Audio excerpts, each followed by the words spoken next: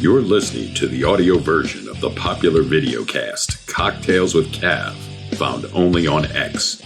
Follow us here on Spotify and on the X platform at Cav Literature.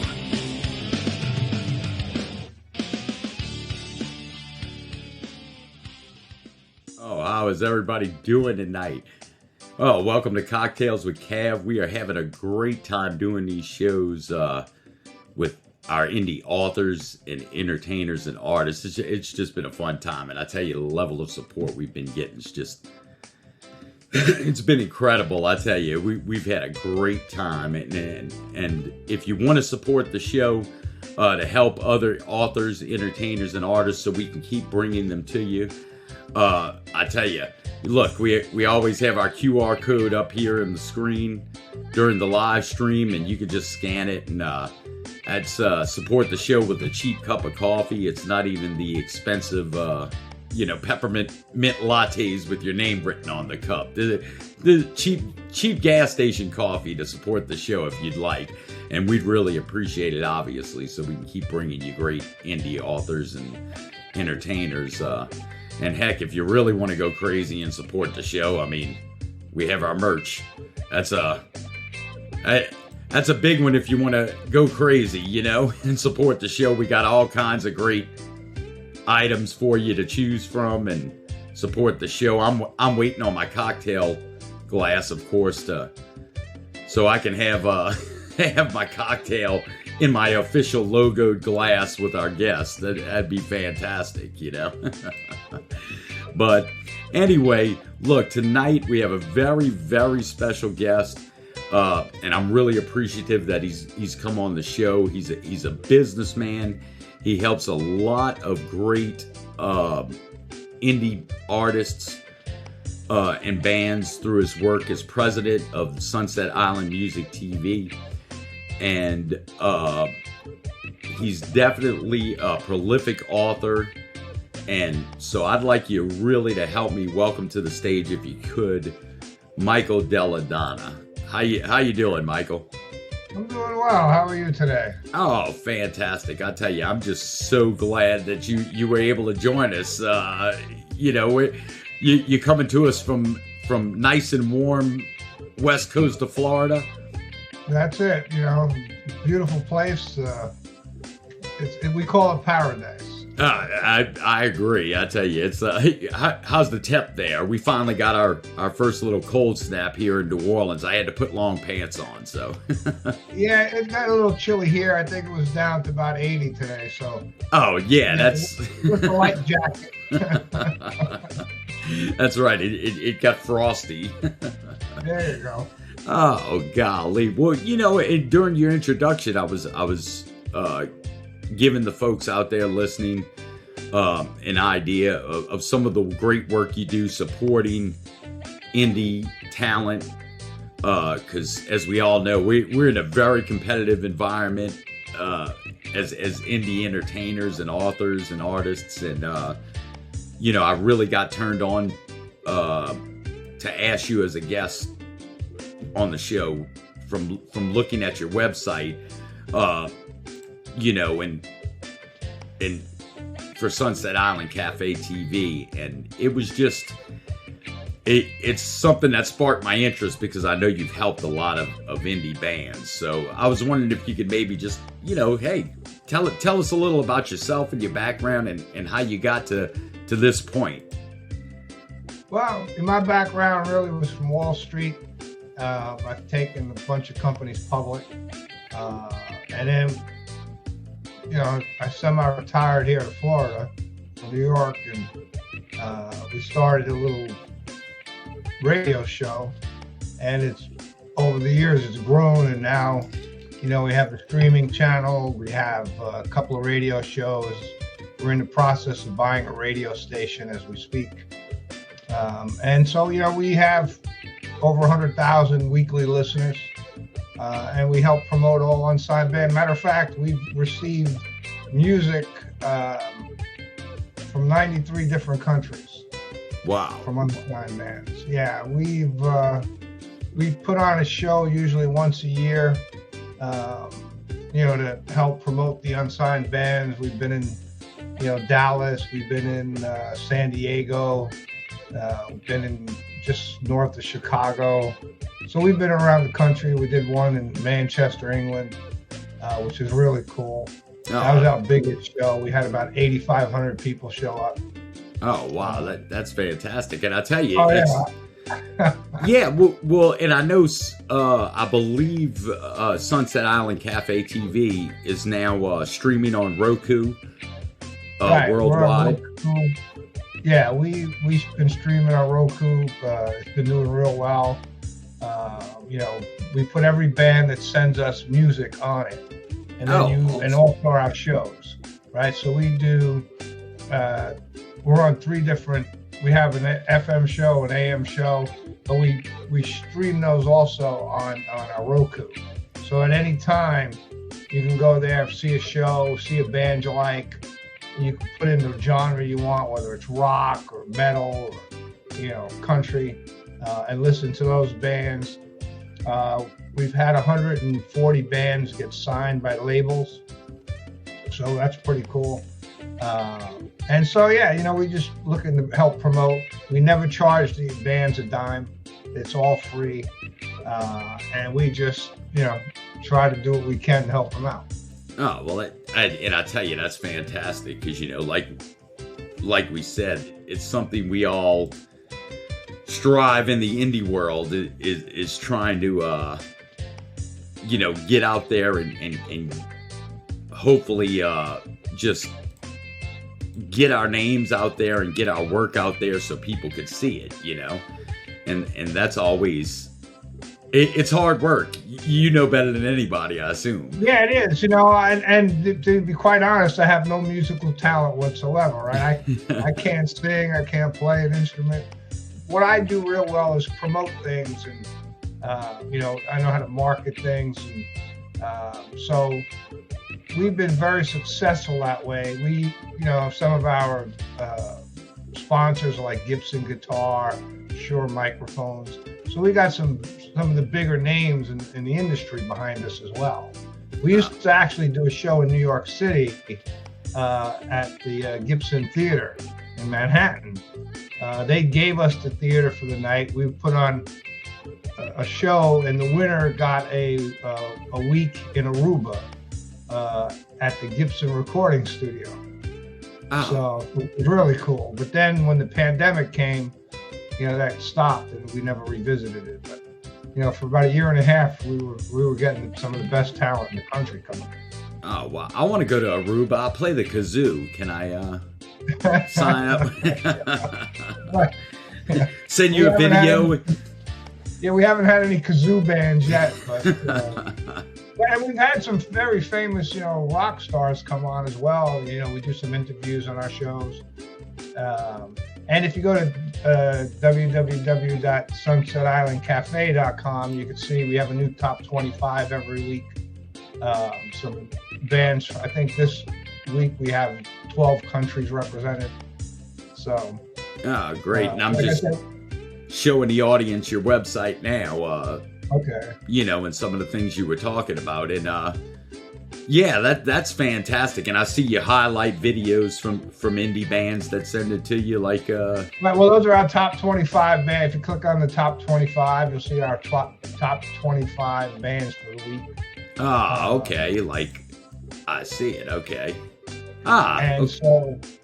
And we tally those by, we have a discussion amongst us in the group first, and then the ones that pass, because we're getting, anywhere from 150, some weeks we get 400, 500 songs in a week. And we listen to every single one of them. Wow. Not the whole, all of them throughout, right? We may listen to 20, 30, 40 seconds of it. And then we pick which we think, should go on the shows. Now, like I said, every band goes on the streaming site, but the shows were a little more selective. And then they move about based on audience reaction. So, we could see, especially online, who's coming on, who's going off. So if more people come on when the band's playing, they move up the charts and vice versa. So, Oh, well, that's it's been a lot phenomenal. of fun. Definitely hats off to you on the hard work. A little cheers. I don't know what your cocktail of choice is this evening. I'm actually having a beer tonight. Beer works. It falls into the family. That's a Yeah. And I'm on my standard. Tonight's Cav cocktail is Crown and 7. One of these days, I'm going to pick up Crown as a sponsor, I think, probably. That's either that or they're going to sue me for keep saying Crown every time on the show. Yeah, we had a couple of liquor sponsors, too. Again, that's what I do really well is get sponsorships. And, I've written a couple of books on sales, right? So, and my first book was actually about my time at Stratton Oakmont, which you may or may never have heard of. But the Wolf of Wall Street movie. Right. So I was one of their top guys. So. That's an interesting story. And I'll tell you, give me a second. I'll tell everybody, since we're talking about it, look, in addition to all this great work you're doing, helping the indie bands and through Sunset Island, and you're also a prolific author. And I've pulled up your Amazon page for the audience and stuff. But please tell us about some of all this great writing you've been doing, because I know you have a lot of great books, financially based, as well as I believe you have a large detective series. I have a detective series which was based on people I know, but it's all about murders at sporting events. Okay. So they have to solve the murders at these, a football game, a baseball game, a soccer thing. So, and they do okay. They do fairly well.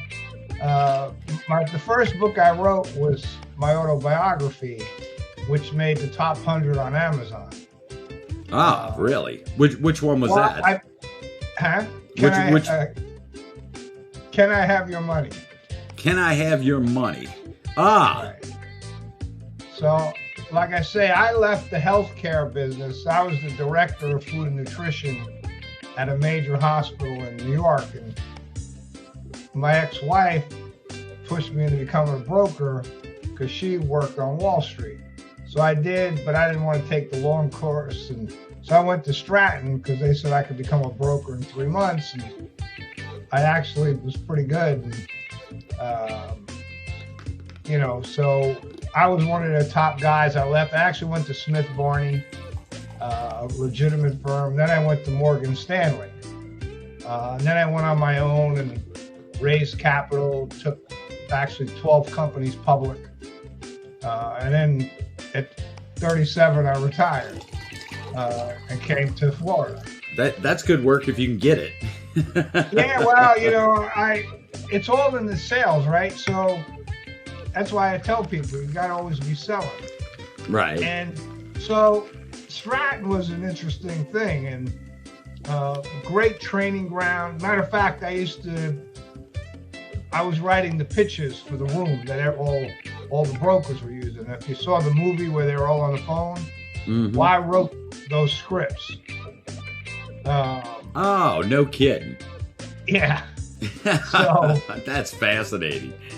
Oh yeah. Well, like I say, I'm a pretty good. I pick up things pretty quickly, and it was a lot of fun. It was. But anyway, so I wrote my book because I knew the movie was coming out.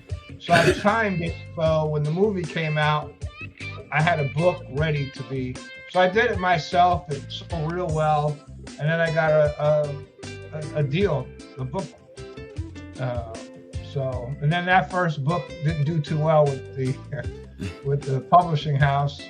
And then I wrote a couple, but I learned a lot there as well because again, I wasn't a professional writer at the time.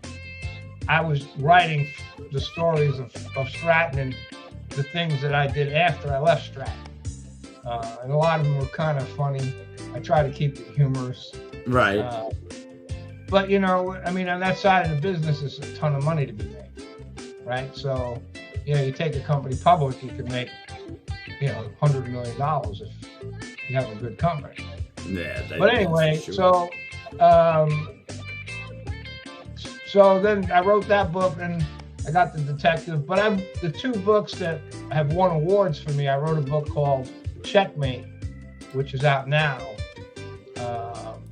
and that got a lot of sales. And I wrote a book, The Making of a God, which won a couple of awards in Europe. So. And what's that? It's basically about two guys who start a religion, and they do it for all the wrong reasons. Right. But then one of them actually thinks he's a prophet, and it interweaves a lot of different things throughout the book. How people are easily manipulated in good salesmen. Uh-oh. Right. Wow. And then the ending is what really wowed people over, how I end the book. And then Checkmate's about. We can't, spoiler alert is what you're saying. That's Yeah, I mean, you have to read it to understand it. And there's a lot of biblical things in the book, which people pick up on it by the end of the book. And then the other one was Checkmate, about two super geniuses, and one guy, they're both chess masters, and one guy thinks the other guy had a part in the death of his wife. So he has to think about how to make the perfect murder. But how do I kill somebody in front of everybody where I'm not the suspect? And then I've tried to make chess interesting, right? Right. That sounds fascinating too. A fascinating twist on the game for sure. Yeah. So, I was able to write 400 pages on how he thinks and how he's going to go about killing this guy. Wow. Well, were these works indie published, or did you? Yeah. 8 of them are indie, and 3 of them were, published. Oh. So. Wow. I tell you what, that's a prolific amount of work, and some of them sound fascinating for sure. And well, do you have anything else going on? I know I was reading on your bio, and yeah, you're a good businessman, Michael. That's for sure. Not only helping indie artists, and but other thing. Anything else you want to plug? That's for sure. Well, not really. I mean, I don't plug too much. My books, they sell, so I got a good following. Some of them books that I thought were really good don't sell, right? I had one where basically a city up in New York, and all my books take places in different spots, but this was upstate New York, old shoe factory taken over by 2 guys.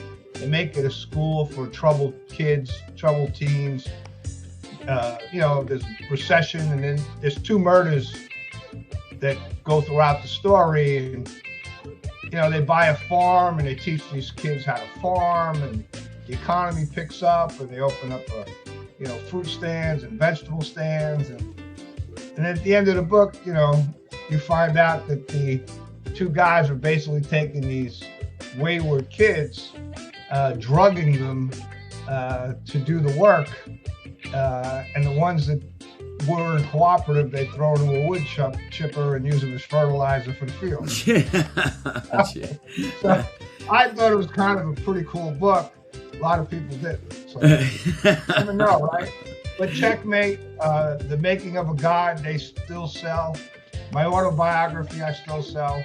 And I still 3 times a year give speeches at different financial symposiums on how to go public and the value. So I stay a little bit busy. I got 2 new books coming out next year. So. Oh, awesome! And please forward them to us so we can talk about them, or come back on the show when you get them. Digital copies. Give me your email address. I'll send you the digital copies. Oh, awesome! Yeah, because I'd love to have you back on when they launch, and you could talk about them, because some of your stories are yeah, no, a lot of the stories are kind of interesting, especially on the Stratton side and on that type of thing, because all kinds of wacky things happen. Yeah, and I think a lot of people are interested now what's going on in the world of high finance as they look on the web and see what's going on around the world economically, and and they're starting to get bits and pieces of knowledge of how deep financial infrastructure goes. Right, and most people have no clue what goes on behind the scenes. Right. Well, I mean, I've taken, like I said, 14 public and helped with another 40 other people's companies.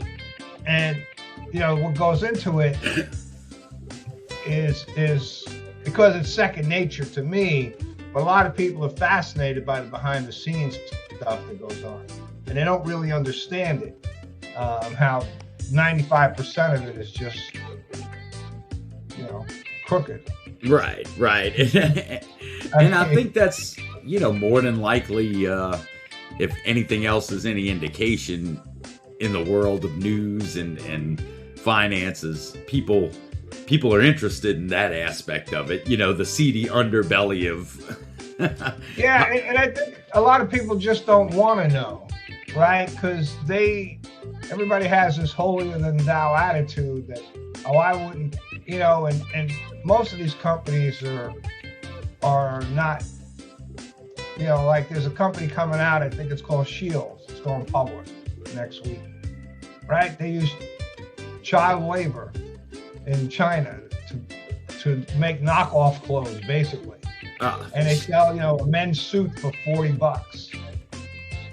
But people buy them because they're looking just to save money and not worrying about the ramifications of what that company actually represents. Yeah. So it's just a whole different wacky world. And it sounds like it's fascinating. And I'm telling you, some of your books, the viewers of the show, look, go check out Michael. He's available on Amazon. There's some great books talk about the subject we were just talking about, and also some great stories. Those detective series sound fun, for sure. Detective series, and one of my weaknesses sometimes developing characters, right? So in the detective series, to overcome that, all those people whose pictures you see on the book covers and in the back are people I've known, I've grown up with. They're all my old friends. Oh, really? So, but if I know you, I could develop the character a lot easier, and I could, write the character as I know who you are versus just some character. So I take it just from some of the work that you're the, I take it you're the tough, gritty detective. Yeah. Yeah. In the book, I have hair, but yeah, I'm the lead detective, and now I'm writing one that's a prequel. Oh, really? So when we're teenagers, and we actually solve our first case. Oh, well, that's awesome. I'm looking forward to checking some of them out. That's for sure. Well, do you have Oh, go ahead. Sorry. Well, those are easy reads. Those are fun books. A couple hundred pages, and people enjoy them. Like some of the books, like Checkmate.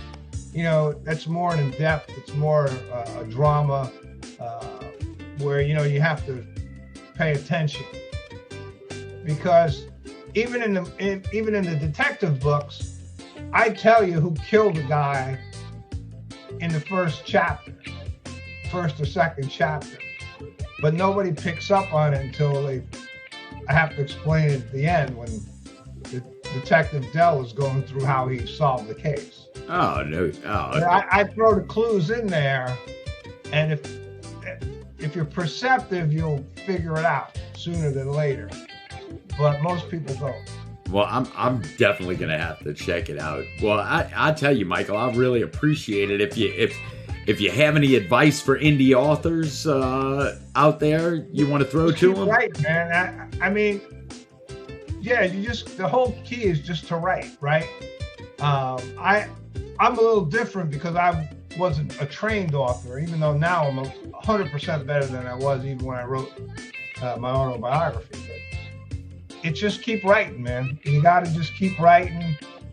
There's certain little things, like one of the things, try to make sure that you don't keep using the same words over and over. Don't start paragraphs with the, just little things. Keep it interesting, keep it moving. The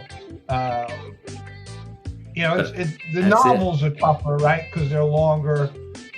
And the way I do it is a little different. Like, Stephen King, right? The author. Right. Who? He lives here. Who? I don't know. Well, I've gotten to know him, not well, but I've met him a bunch of times because he lives here in Sarasota. And so I've given him a couple of my books.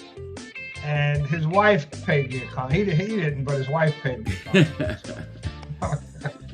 Hey, that's a story to tell, that's for sure. Well, no, and that is great advice, because I've having done interviews a couple of times on other shows for some of my work, with audiobook narration and that, it is when you're asked that question, any advice, it's right, please. Right. Exactly. Get what you have to say out on paper, because editing's going to come no matter what. Knock it out. That's the other thing, right? The editing. And if you get an editor, you're going to be edited 3, 4, 5, 7 times. No, right? sure. The first time is for the basic mistakes. The second time is more sentence structure and things of that nature. And, when you working for a publishing house, they're even going to be stricter, right? They're going to tell you to rearrange this, change this. And that's where, when I first signed, that was my problem. They'd say, all right, I need this changed by tomorrow. I'm like, dude, man, I'll get to it by next week or something. Right. It was different, but a great learning experience. And, so I enjoyed it, somewhat. Wow. But yeah, and everybody has a different style, right? A lot of people will write, I'm going to have 20 chapters. And then they go down the list and just put the idea of each chapter. Some people write the story from as they're writing, they decide where to go. With me, I write the story, and then I break it up into the chapters, and then you fill out the chapters. Yeah, fill in the gaps, right? Right. So I'll write the story in 2 days.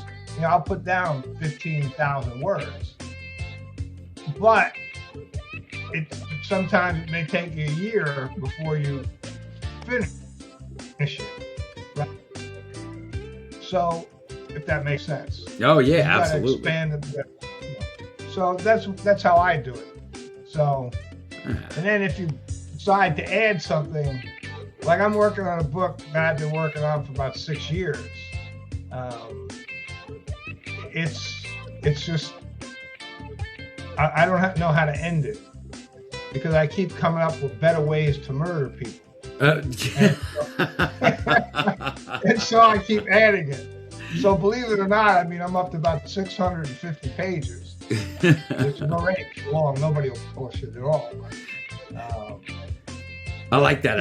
I keep coming up with better ways to kill people. Well, yeah, and better ways to hide the way you kill people. Right. Right. So not only do you want to murder them, but you want to make sure you don't get caught. That's and then I also add that you want to make sure the evidence points to somebody else, which ensures you won't get caught. Right. And so I have a murderer who's killed a bunch of people, and he got upset because the papers gave him a nickname he didn't like. So he had to kill a couple more people, so they changed the nickname. I know it sounds creepy, but it is what it is. So sounds like a fascinating story to me, I'm telling you. Yeah, but like I say, it's way too long, and nobody would publish it, right? Because a lot of these publishers worry about length, and they have definitive amount of words they want for, like a novel. They don't want it to be more than 150,000 words. right? So, you know, so you got to try to stay within these boundaries sometimes, right? The books, they want no more than 80,000 words. So this one, I think, is, close to 400,000 words. But, again, I just keep coming up with things. And I wrote a book, which That's I what thought was indie. pretty cool. That's what indie publishing's for. Knock that long book out. I want to read it. Yeah, no, it'll get done. It'll probably be like 1,000 pages, but like a War and Peace, where halfway through you wish you never picked it up. But, I wrote one book, which was about a case of mistaken identity. And then he accidentally, to get away from these guys over a 3-week period, winds up killing about 15 people, all by accident. But as he's trying to escape.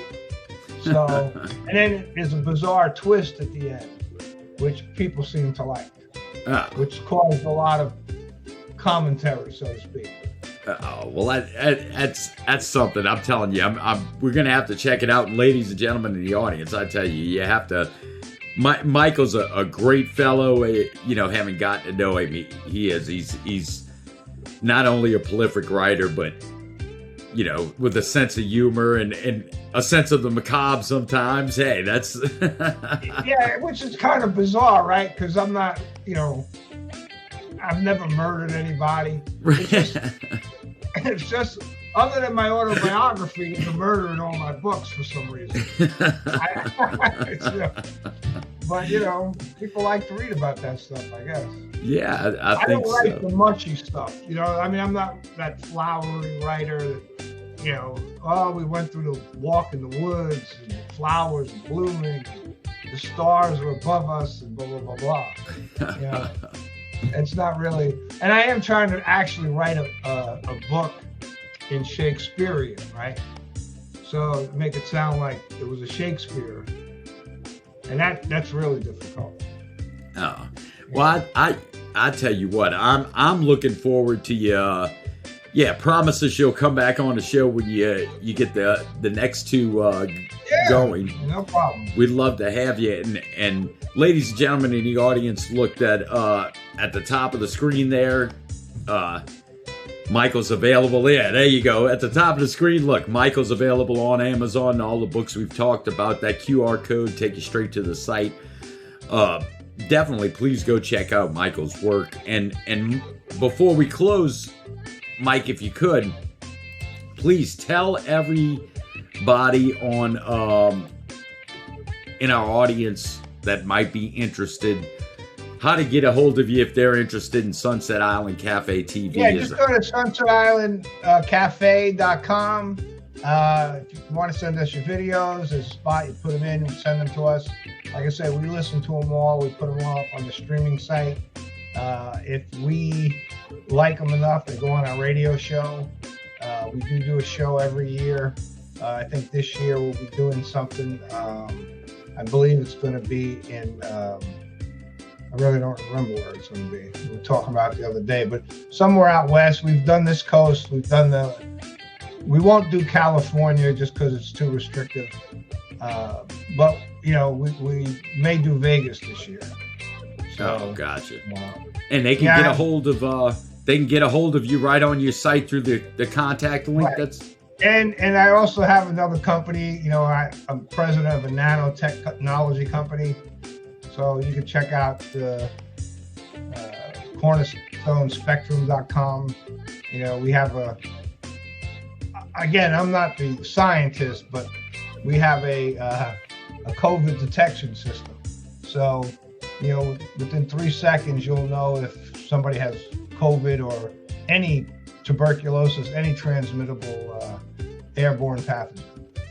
Well, that definitely sounds like. It's amazing. It sounds timely. Well, our chief scientist actually created the COVID test you use now, where you swab it. Right. So he created that. This is the next generation where you don't need to swab. You just blow and literally within a second and a half, you'll know if you got something.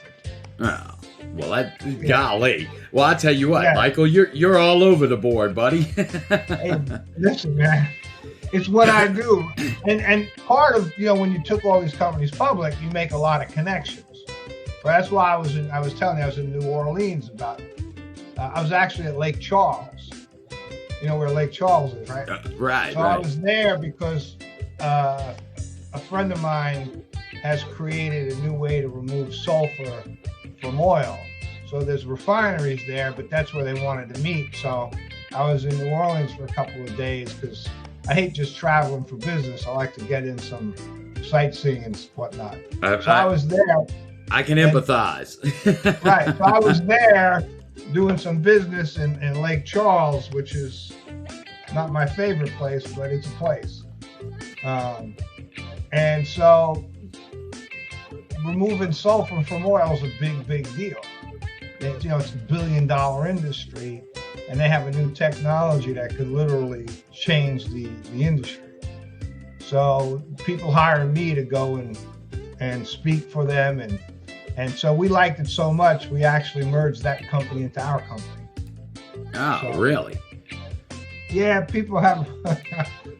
I tell you, I know how to sell stuff. So that's it. Yeah. So this is it's incredible stuff.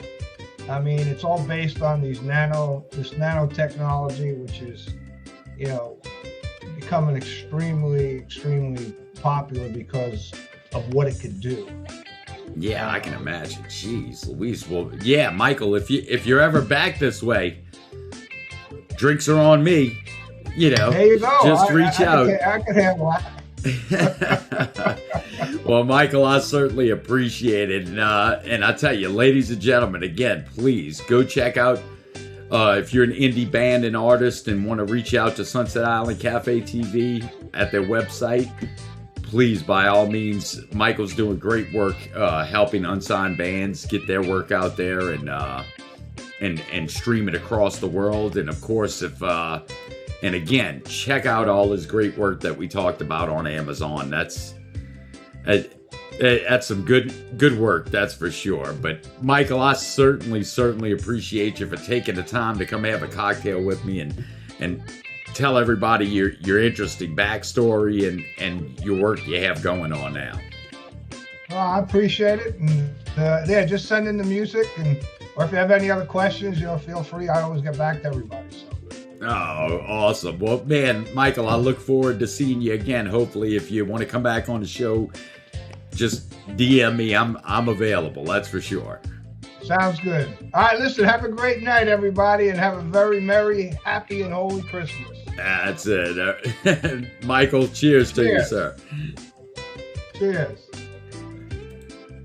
Oh, wow, ladies and gentlemen, that was fun. Look, again, we're going to keep bringing you these great people that help the world of indie authors, entertainers, and artists. And, by all means, again, like I said, please consider supporting the show so we can keep bringing everybody to you.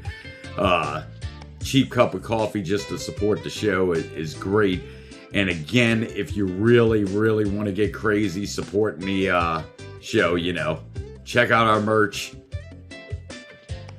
I'm getting my cocktail cup and I'm getting me a ball cap because, I gotta keep my grape covered, that's for sure. So, but ladies and gentlemen, it's been another great show, episode 6 in the can, and we're looking forward to tomorrow night's live stream where we're gonna have some cocktails and get to know author Jerry Glazer, who's a fellow veteran like me, and I'm so happy to have veterans on the show. And if you are a veteran artist, author, or entertainer and would like to come on, please DM me. We'll try to schedule something up. But tomorrow night we'll have Jerry Glazer, author of Vietnam Uncensored, and we'll talk about the war and his experiences. And I've actually had a talk with him before earlier in the week, and a fun guy too. So we're gonna have a great show tomorrow night, and I really again appreciate Michael Della being our guest tonight. And we'll see you next time on Cocktails with Cav. Cheers.